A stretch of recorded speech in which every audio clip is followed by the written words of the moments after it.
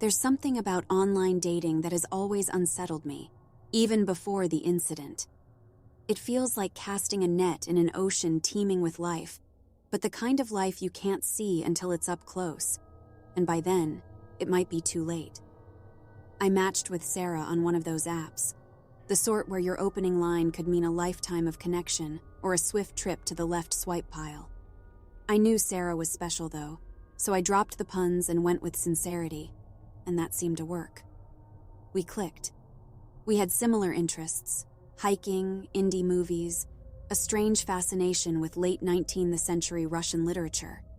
It felt like I'd finally caught a fish that wasn't a boot. Our first couple of dates went well. We laughed a lot, shared stories of our lives, and that connection, that spark, only grew stronger. But then, I started noticing little oddities. Sarah would often glance over her shoulder as if she was being watched.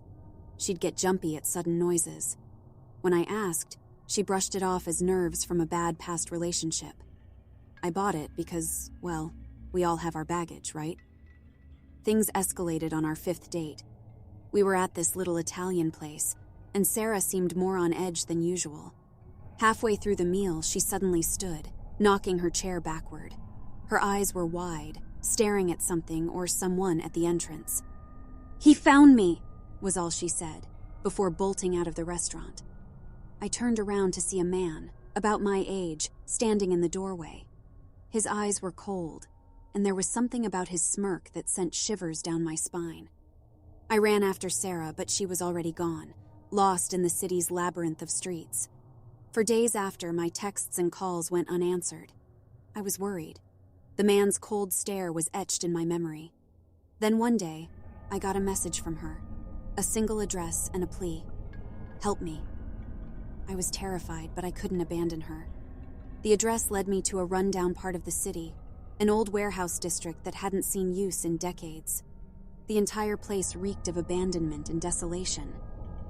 As I got closer to the address, I could see a dim light flickering through the windows of one of the warehouses. I wanted to call the police, but Sarah's fear of her pursuer being some sort of powerful, untouchable figure held me back. I decided to peek in first. Creeping to the window, I saw Sarah tied to a chair in the middle of the warehouse. The man from the restaurant was there too, pacing around her, his cruel smirk more unsettling in the dim light. Fear gripped me, but I couldn't run.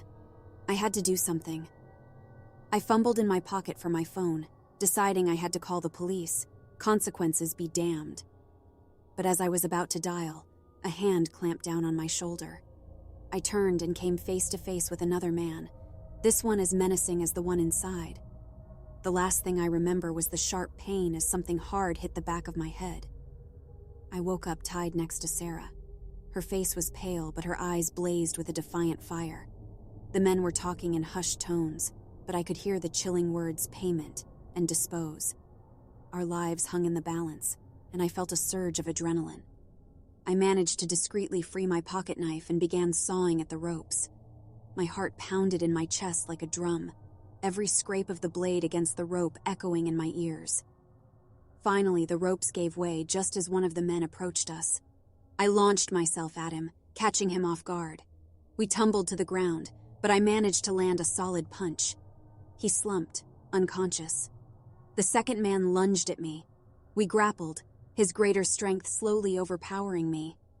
But before he could land a blow, Sarah, now free, smashed a piece of broken chair against his head. He went down, and we didn't wait to see if he'd get up. We called the police from a safe distance. They arrived in droves, swarming the warehouse. We later learned the men were part of a human trafficking ring.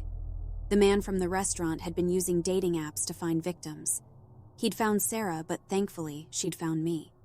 We never returned to online dating after that. We had found each other amidst a sea of horror, and that was enough. The experience, terrifying as it was, bonded us. And while it's a strange love story, it's ours. It's genuine, it's real, and it's far from the world of swipes and screens, in a place where we can always see the fish before it's too close.